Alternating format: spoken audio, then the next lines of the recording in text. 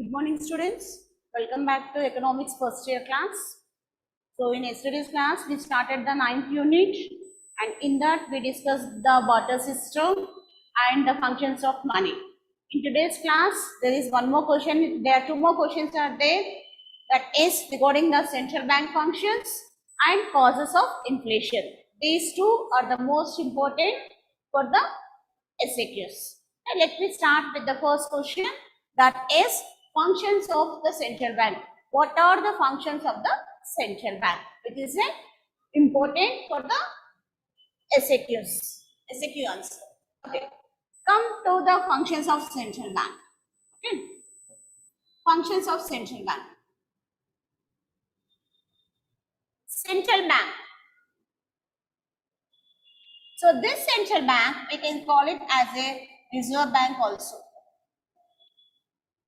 Reserve Bank of India. Okay, we can call the central bank as a Reserve Bank of India.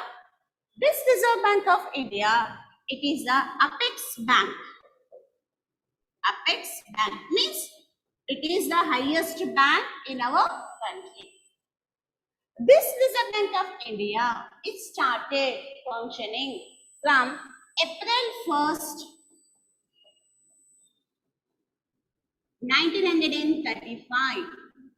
From April 1st, 1935, the Reserve Bank of India started functioning. Based on the Act of Reserve Bank of India Act. Reserve Bank of India Act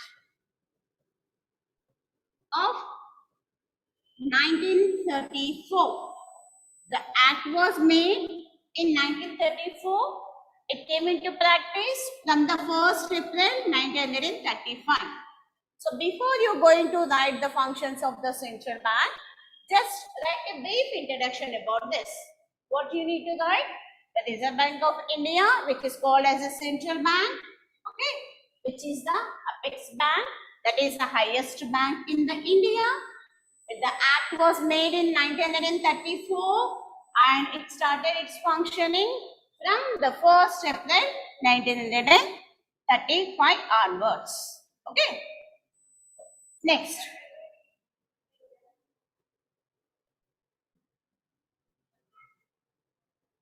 We'll go with the what are the functions of the Reserve Bank. Functions of the Reserve Bank. So the Reserve Bank mainly it performs the three important functions. So it performs mainly the three important functions. Let's see what are those three important functions the Reserve Bank of India is going to be performed. In that, the first function is the general functions. Okay. The first function of Reserve Bank of India is the general functions. The second function is the supervisory functions. Supervisory functions. And the third function is the promotional and development functions. Promotional and development functions. So, these are the three functions which the RBI, that is the Central Bank of India, will perform in our nation. First one is the general function, and second one is the supervisory function, and third one is the promotional and development functions. Okay. Now we have in the each functions we have the subcategories also. Let's see that what comes under the general and what comes under the these remaining two. Start with the general functions. So in the general functions, there are many functions the Reserve Bank of India has to perform. So in that, the first function is the note issue. The first function of the Reserve Bank, which is under the general functions. In the general function, the first function is the note issue. So according to this note issue, the Reserve Bank of India is only the bank which has the monopoly power to issuing of the currency in our country. So issuing of the currency means whatever the denominations of the notes which we are using in our country, Like we have the 10 rupees or 20 rupees, 50 rupees note or 100 rupees note, 200 rupee note, 500 or the 2000. These are all the notes, different denominations of the notes which we are using as a medium of exchange. These notes are issued by the Reserve Bank of India only. So only the Reserve Bank only is have a monopoly power to issuing of this currency. To issuing of this currency, the Reserve Bank have a separate department. So it has a separate department for issuing of this currency. Okay. Apart from that, they are the coins which we are using. Okay. Coins like 1 rupee coin or 2 rupees coin or 5 rupees or 10 rupees coins. All the coins and the 1 rupee note also. 1 rupee note. Okay. This 1 rupee note and the coins, these are not issued by the Reserve Bank. They are issued by the Finance Minister. Finance Minister, they will issue this. But it will be circulated from the Reserve Bank only. Okay. So as a part of the general function, the first function of the Reserve Bank is the note issue. In that, it issues all the different denominations of the currency and this coins and 1 rupee note by the Finance Minister. Okay. So here, the Reserve Bank, it should, according to the section 222 of RBI Act, I said RBI Act 1934, no. So according to this RBI Act, under the section 22 section, so under the 22 section, so the Reserve Bank, they can have the gold and foreign exchange reserves of minimum rupees of 200 crores. So here minimum reserves of the 200 crores the Reserve Bank should have with them. And out of this 200, 115 crores, it must be in the gold form only. So the 200 crores is a minimum reserve, gold and foreign exchange reserve. It should be there with the RBI according to the section 22 Act of RBI Act. In that 200 crores, 115 crores must be the gold. Okay. So this is regarding the note issue, the first function of the RBI under the general function. Okay. Next, we'll move with the another one, that is the second function which the RBI is performing under the general function, that is the bankers to the government. Okay. Next one, the next function the Reserve Bank of India which is doing is the bankers to the bankers. Okay. So the Reserve Bank, what it will do, no, it is in the name itself only saying that it is a bankers to the government. So for our government, for the Indian government, the Reserve Bank is acting as a banker. So it acts like an agent to the government and it acts like an advisor to the government. Like an agent, it acts and the advisor, like an advisor also, it acts. Okay. So here, and whatever the transactions the government of India is doing now, those all is done with from the Reserve Bank of India only. It means that whatever we have to payment, whatever the government need to have do the payments and whatever it has to receive, this all will be done with the Reserve Bank, through the Reserve Bank of India only. So yeah, whatever the rules and whatever the regulations which are there in the Act of 1934 of Reserve Bank of India Act, that Act, all the states has to be followed. Okay, so all the commercial banks or all the states has to be follow it, but There is only one state, they are not bonding with the rules of this one. That state is the Jammu and Kashmir. The Jammu and Kashmir is not bonding with the rules of the RBI. So this is the second function, that is the bankers to the government. So till now we finished the two functions of the general functions of RBI. In that the first one is the note issue and the second one is the bankers to the government. So the state Jammu and Kashmir is not obeying the rules. Okay. The another function of the RBI, that is central bank, that is the bankers bank. Okay, what is this? Is the bankers bank. So whatever the scheduled banks or whatever the commercial banks which we have in our country, okay, these all the scheduled banks, for this all the scheduled banks or for this all the commercial bank, this a bank is like a banker. It's a banker to the every bank. Not only it is a banker to the government, but also it is a bankers to the banks. Okay. So whatever year, according to the Banking Regulation Act of 1934, according to the Banking Regulation Act of 1934, all the scheduled banks, that is all the commercial banks, what they have to do, no? They have to keep some reserves with the Reserve Bank. What? All the scheduled banks or commercial banks which we have in our nation, those all, according to the Act of 1934, they have to keep some reserves with the RBI. Okay, keeping that reserve with the RBI, you can call that as a cash reserve ratio. What we call that? Cash reserve ratio. That is CRR.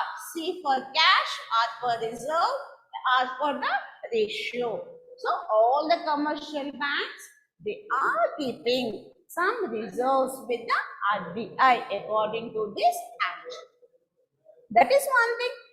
And next thing is that suppose if the banks, they want some loans, okay, then they can take these loans from the Reserve Banks. Okay, so whatever the commercial banks are there, no, which we have in our nation, those all the commercial banks, if they want any finance support or if any loan, they can take from this Reserve Bank. Okay. For taking these loans from the Reserve Bank, they have to keep some securities. They may take the loans with the security and without the security also. So, if they want to keep as a security, the Reserve Bank, what it will do? It will take the securities as in the form of some bonds or some, even the Reserve Bank, what it will do? No, it re-discounting the bill of exchange. So it is rediscounting the bill of exchange. And the Reserve Bank is also acting as a clearing house for all the banks. Okay, it is acting as a clearing house for all the banks. The Reserve Bank of India is acting like a bankers to the bank. So in that, till now what we discussed, that is the Regulation Act of 1934. According to that, all the commercial banks, they have to keep some reserve, that called as a CRR, that is the cash reserve ratio, and they have to, if they want the loan, they can get it from the Reserve Bank, and they can, it is doing the clearing house function as well as the rediscounting of the bill of exchange. So when this is completed, the three different functions which comes under the general functions of the RBI. Okay. I hope till here you are clear with this. Next we'll move with the another function, which this also is there in the general function only. So the fourth function is the lender of the last resort. Lender of last resort. It means that here the commercial banks, if they want any support, if they are unable to have the resource with them, it is if they have difficulty facing to do the transactions of their bank activities. Then there is a last final, they can go to the RBI and they can submit the treasury bonds or the treasury bills, and they can take the loans from the RBI. Okay, that is called as a lender of the last resort.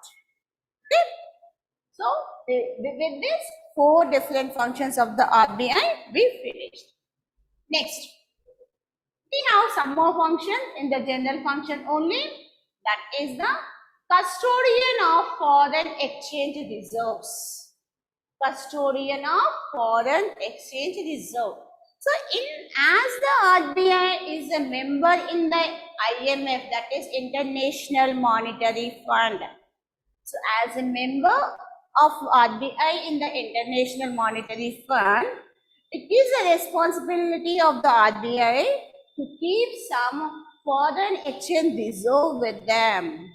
Okay, so in order to carry our imports and exports, they have to have as a foreign exchange reserve. So here, for stabilizing this exchange rate, the government, this RBI should have the foreign exchange reserve. That we can call it as a custodian of foreign exchange reserves.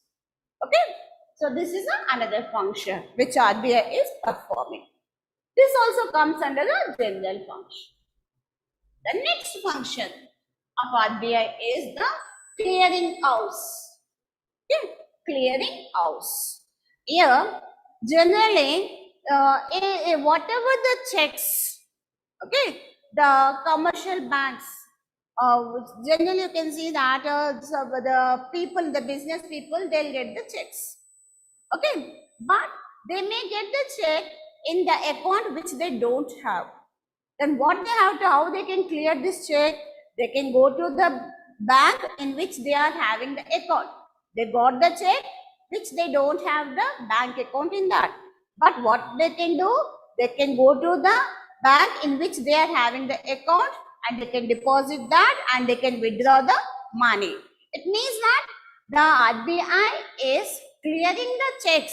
So whatever the commercial banks are keeping as a reserves with the RBI, from that the check clearance can be done, and RBI is noting all the transactions under the commercial banks list.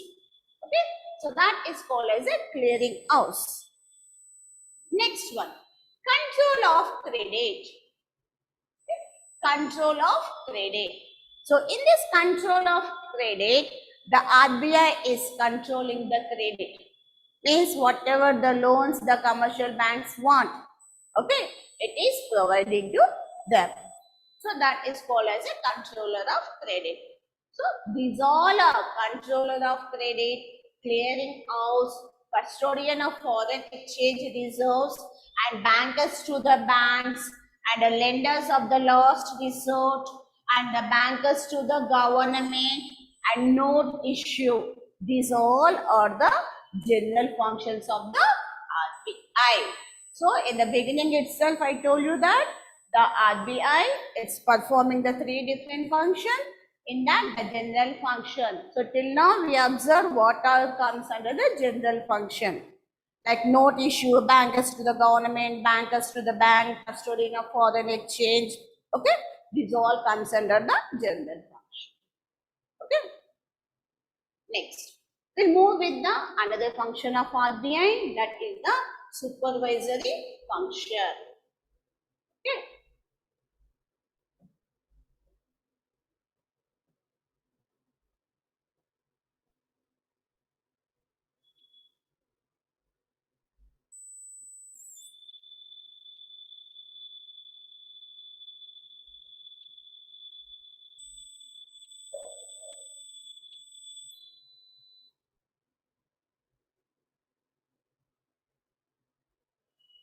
Next, supervisory function.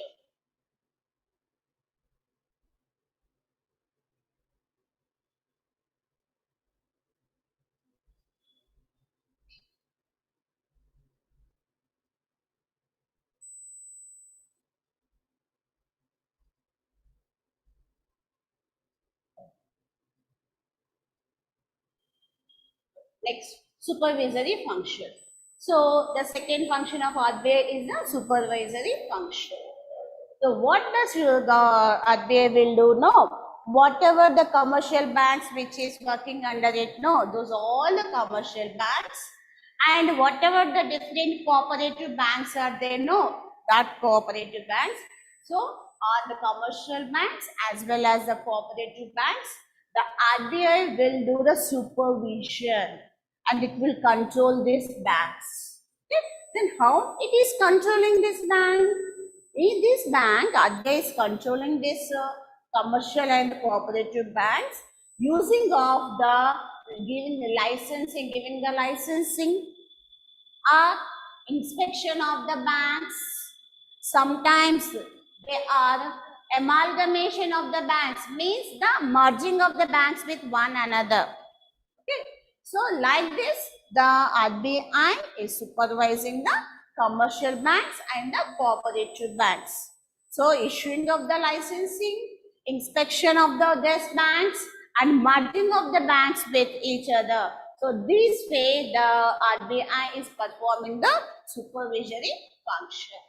Suppose if any of the banks, commercial banks or the cooperative banks, if they are violating the rules, if they are not following the rules which are there in the Banks Regulation Act of 1934, if they are not following, then the RBI is taking the necessary action against that bank which is violating the rules.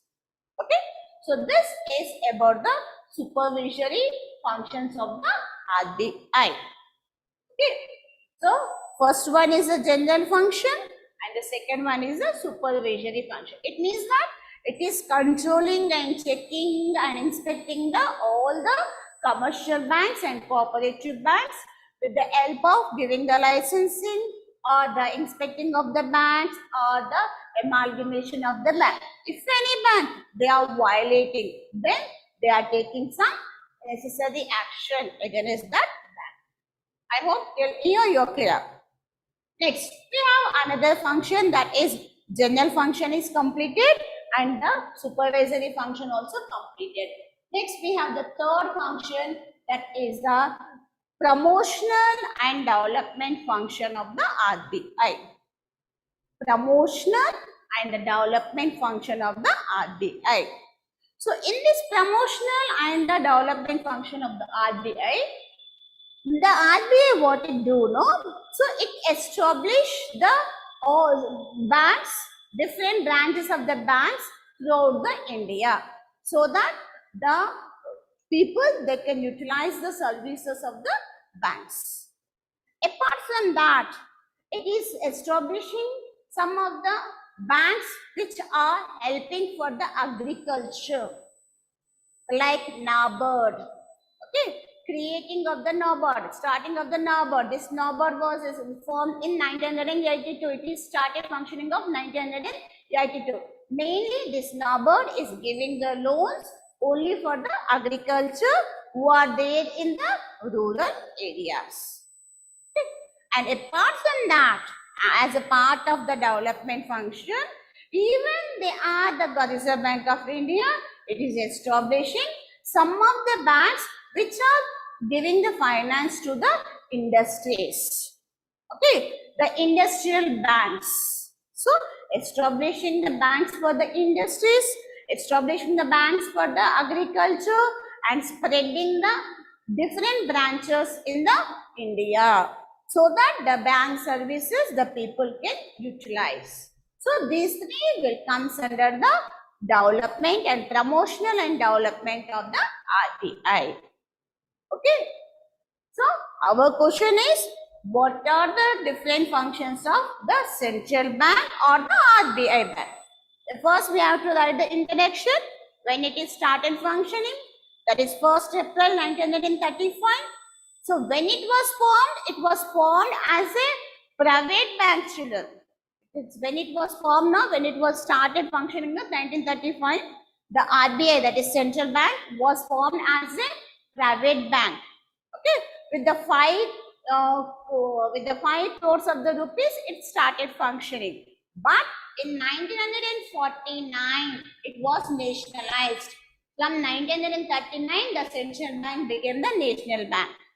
Before to that, when it was started, it was as a private bank only. From 1949 only, it started as it became a nationalized, it became a national bank, a government bank. So, which is doing the 3 different functions. That is the primary general function, and second one is the supervisory function, and the third one is the promotional and the development function. So with this, our first SAQ, that is the functions of the RBI or the functions of the central bank, has completed. I hope this answer is clear for you. Next, we'll move with the another SAQ.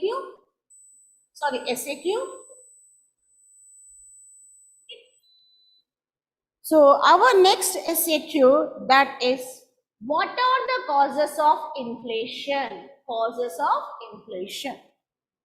So it's also a SAQ answer. SAQ. Okay. So causes of inflation. Even they may ask you the inflation as a 2-mark question also. Okay. Causes they may ask as a 5-mark, or what is inflation? They may ask like a 2-mark also. Let me start. What is the inflation and what are the causes of the inflation? Okay. First, so here, if the prices, they are continuously, if they are increasing, continuously, if the prices are increasing, that is called as a inflation. Okay, continuously, if the prices of the goods and services, if it is increasing, then we can call it as a inflation. Okay, so that you have to write the introduction before you are starting the causes of the inflation. Okay, so first the definition, that is the introduction part of inflation, that generally the continuous increasing of the price level is called as a inflation. Okay. Then we have to move with the causes of the inflation. Okay, what are the causes of inflation? So in these causes of inflation, they may be the causes like we have the demand, increasing of the demand, or we can say that increasing the cost of the production, or there is a shortage of the supply. Shortage of supply. Mainly due to these 3 reasons, that increasing of the demand or increasing of the cost of the production or the shortage of the supply. Because of these 3 reasons, the inflation can be occur. Okay, let me see each of that. If the increasing of the demand, if it is great, then how it will be affect, how it cause for the inflation. Okay, that we see under the factors.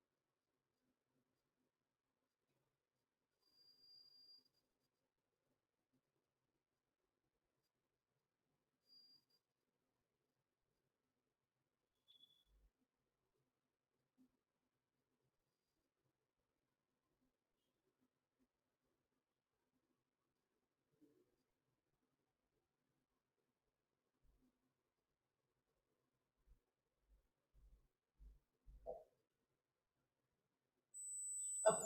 So let me see that how this causes in increasing of the aggregate demand. Okay, the causes which increasing the aggregate demand.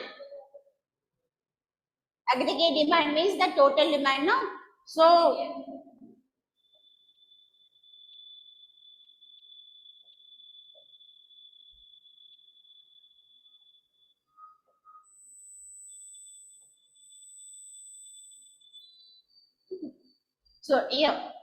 what are the factors that aggregate demand is increasing so that the prices of the commodities also increasing?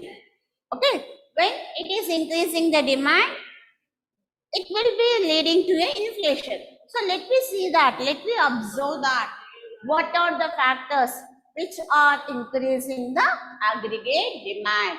Aggregate demand means the total demand. Aggregate means the total demand for the commodities. Okay. Why? What are the factors that are causing for the aggregate demand to increase? Okay. So what are the causes? Means there are many number of the causes are there which are responsible for the increasing of the aggregate demand. So in that, the first one is the increasing in the supply of money. If the money supply is more, then what the people do? They will start purchasing more and more of commodity. It means that the demand for the commodities is increasing when the supply of money, if it is more. Okay. The next, if the population is increasing, we can see that day to day the population is increasing.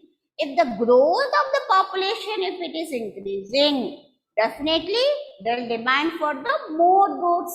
So when the demand for the more goods, automatically the aggregate demand will be rises, which leads to increasing of the price level. That we can call it as an inflation.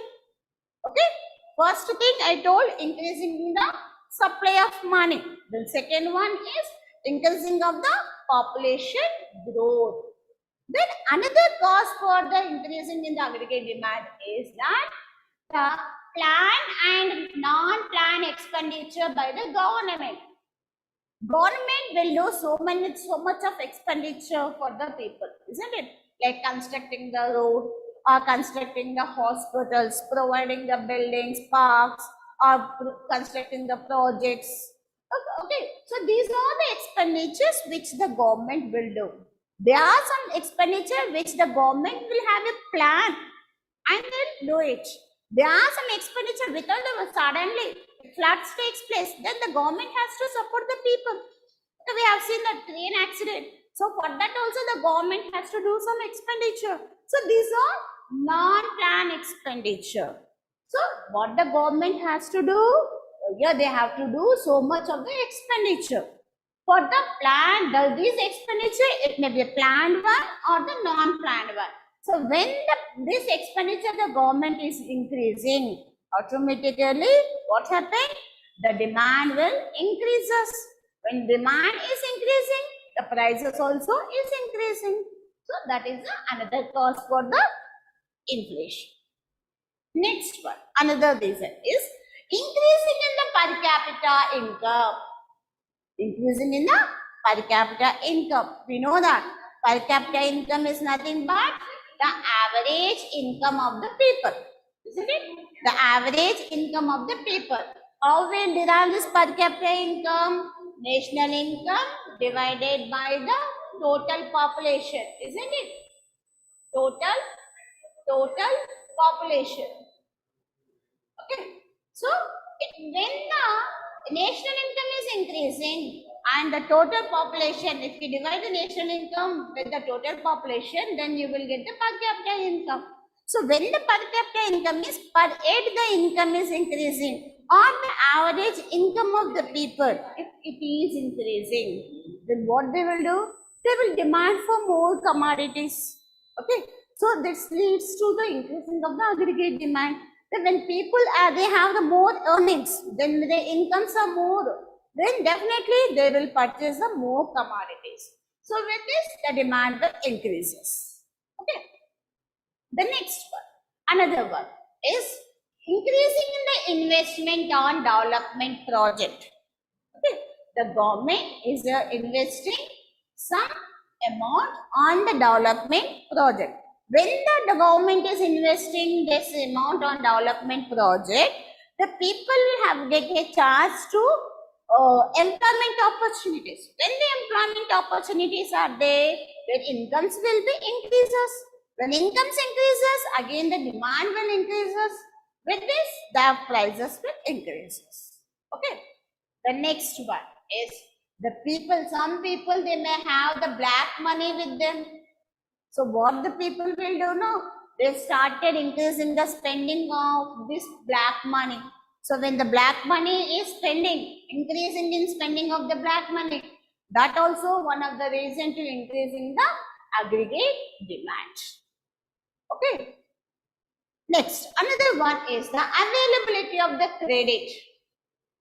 Availability of the credit. It means that if the people, they are getting easily the credit facilities from the banks, from the institutions, okay, or from the banks easily without the much difficulty, if the easily they are getting the credit, then people, and that too with the low rate of interest, if they are getting the credit, then generally the people will take that loan and they will start demanding what they want. Okay. They start purchasing what they want. So the availability of the credit also is one of the factors which is responsible for the aggregate demand to be rise. The next one, another one is the government is spending most of their income on providing the welfare and the employment programs. See, the Telangana government or any other the central government, they are doing so many welfare programs for the people. Like in order to develop the education, in order to develop the health. So for that, the government, if they are spending the amount, that also leads to increasing of the demand. Because of that also, the prices will increase. Okay. So these all till now what we discussed, that is money supply if it is increasing, population if it is increasing, if the increasing of the plan and non-plan expenditure if it is increasing, and the per capita income if it is increasing, and the investment on development project if it is increasing, if the people spending more on the black money if it is increasing, and the credit facilities is available, then the demand will increases. If the welfare and employment program spendings are increases, the demand will increases. Okay. So these all will increases the aggregate demand. Apart from that, there is one more thing also is increasing the aggregate demand. That is reduction in the direct taxes. Reduction means reducing. Okay. The government will collect the taxes from us now. So in order to do the expenditure, the government will collect the taxes from us. So in that we have the two types of the taxes which you know very well, that is the direct tax and the indirect tax. Then coming to the direct tax, if these direct taxes, if they are reduced, like income tax is example for the direct tax. Okay. So if these direct taxes are reduced, then people have the money with them. So with that money, they'll be spent on purchasing of the goods. With this, the aggregate demand also increasing. So you have to remember from first to the 8th point which we discussed, these all are increasing it. But the last one, that is the decreasing in the or reduction in the direct taxes. Okay. So this is one of the causes for the increasing of the price level, that is causes of the inflation. The first, that is the increasing in the aggregate demand for commodities. Okay, I hope you are clear with this. Next, we'll go with another one, that is the factor that increases the cost of production. Cost of production means for manufacturing or for producing the commodity, whatever the costs are incurring, whatever in order to purchase the raw materials, if the prices of those things if increases, that also will lead to increase the price level. Okay, so that also one of the reasons for the inflation. So let me see that. What are those factors that are increasing the cost.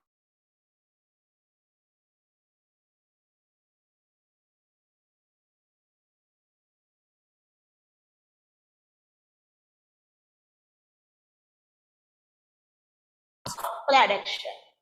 So there are so many factors are there which are responsible for the production cost to be increased. Let me see that what are those factors.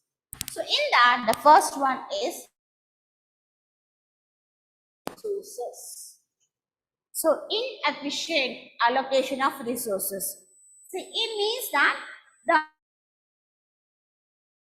allocating in the production process. The resources which we are allocating in the production process, we are not using them efficiently. Totally we are not using them. Ineffectively we are using them. Okay, we are not using them totally. Ineffectively using the allocation of the resources. Using the resources properly we are not doing. Because of that, what happened? The cost of production increases. Okay. The next one, another thing is the absence of modern technology. Means not till now there are many of the industry or many of the sectors like is there that they are using the traditional method of technology only. Still they are using the old techniques. Okay, but if the old techniques are using, if they are not using the modern techniques, absence of modern techniques, if they are not using the modern technology, using only the old technology or the traditional technology, then what will happen? That also will increase the cost of production. Okay. Next, rise of factors returns. Okay. We know that there are 4 factors are there. What are they? They are the land, labor, capital, and organization. When these 4 factors are engaged in the process of production, we have to pay return to them. So what returns will pay them? For the land, we pay the rent. For the labor, we pay the wages. For the capital, we pay the interest. And for the organization, he may get the profit or the loss. So if this returns of the factors, if they are increased, suppose the rent of the building has increased, or the wages of the laborers are increased, or the interest is increased, then automatically the cost of production also increases. Okay. So when cost of production increases, the price of the product also will rise. Okay. The next one, another reason is the lack of control of waste expenditure and inefficient management. So already this came in the first point. In the first point we told that is allocation of resources are not efficiently. They are ineffective. So when it is not using properly, automatically the waste expenditure we have to do it. Okay. So there are the lack of control. If it is not possible to control that waste expenditure, if we are unable to control that waste expenditure, or if we are not managing properly, so this also will cause for the cost of production to be increased. Okay. The next one, another reason is that there are so many capital equipments we use in the production process like machinery. Okay. So if the prices of these capital equipments they increased, or the prices of the raw material which we are using in the production, if they are increased because of the shortage. Availability of this raw material, it is not abundant, or they are maybe not more if they are shortage. Because of that, the price of the raw material or the price of the capital equipment increases. This also will lead to increase the cost of the production. Okay. The next one is that increasing in the indirect taxes. Okay. Increasing in the indirect taxes. Just now in the previous one, in the increasing in aggregate demand, I told you that reducing the direct taxes. But here in the cost of production, if the indirect taxes are increasing, example of indirect taxes is the sales tax. If there is indirect taxes, if they are increasing, then the cost of production also increases. Okay.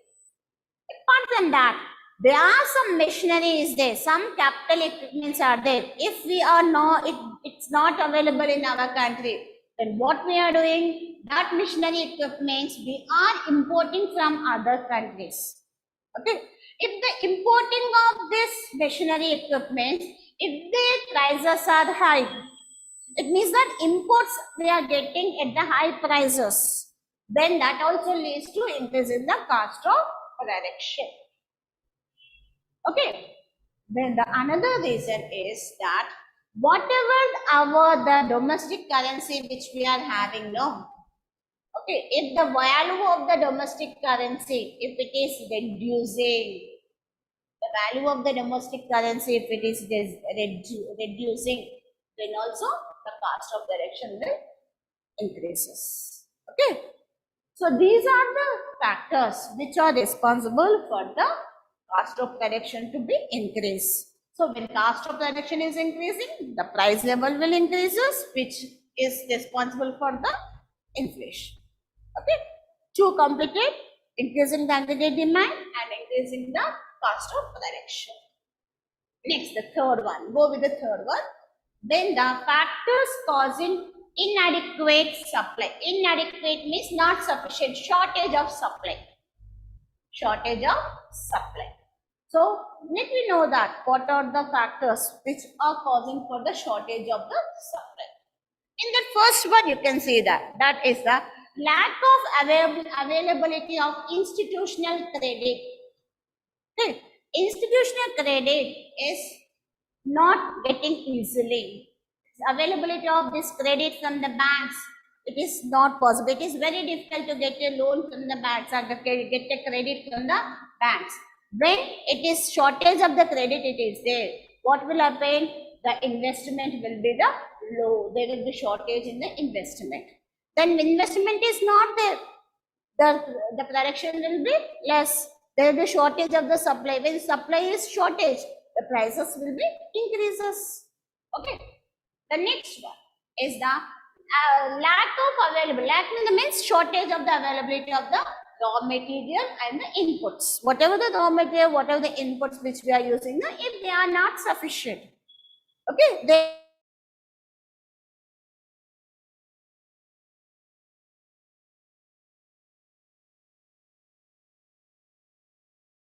demand will be the more and supply will be the low. Then it will lead to the increasing of the price level. Another one is if the less utilization capacity of the production due to the shortage of power and unrest labor. Okay. Utilization capacity of the production. So here, not properly using of this power or the production factors, if they are not using properly, then the supply will be shortage. The supply will be the low. The next one is the long gestation period of certain industries. So to start an industry, it's not very easy that within 15 days we can start an industry and manufacturing the product. It takes a time. So when it takes a time, that time you won't get the goods or commodities. So there will be shortage of the supply of the goods. That leads to increasing of the prices. And one more thing is that artificial scarcity of black market. So the black market is there, no, if there black market scarcity, if it is there, then also the supply will be shortage. So these are the three things which we discussed under the inflation. So one is increasing the aggregate demand, increasing of the increasing of the cost of production, then causing of the inadequate supply. So these are the factors which we discussed under the causes of inflation. So till now we completed the 2 SAQs. Okay. There are some VSAQs also there from this unit which are most important.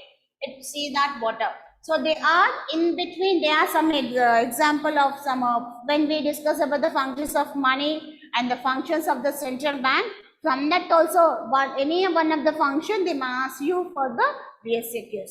So I am not teaching that, which is another things are they know that I am going with this. Okay, going with. The first question is VSAQs for 2 marks. What is token money? Token money. What is token money? Okay, the token money in the sense where its face value is higher than the intrinsic value. Intrinsic means the real value. If the face value, if it is more than the real value, then we can call that as a token money. Okay.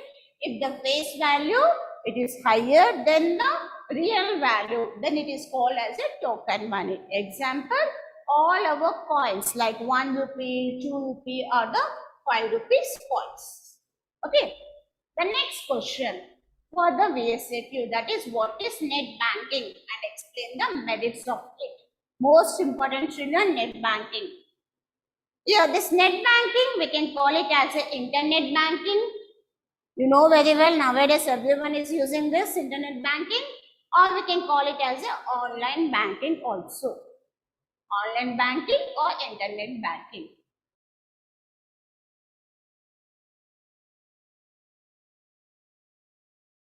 So all they are monitoring all the bank statements. Okay, they are monitoring all the bank statements, and they are having all the bank account in online. Okay, if the bank statements and the bank account, if it is available in online, then we can call that as a net banking. Okay, so there is no time limit. Whenever you want, 24/7, you can use this net banking services.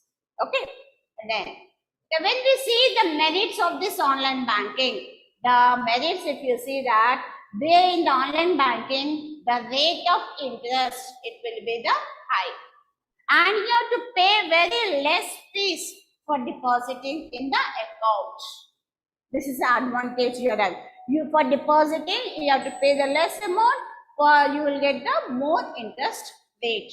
And one more thing is that it is the net banking is safe, and it offers the insurances against our deposit. It is very safe. So you need not to go to a bank. It takes the time. But sitting in the home and using the net banking, you will get whatever the amount you wanted. Okay. And it is offered even the insurance also. Okay. So these are the 2 questions which are important for the VSAQs. Okay. Thank you, children.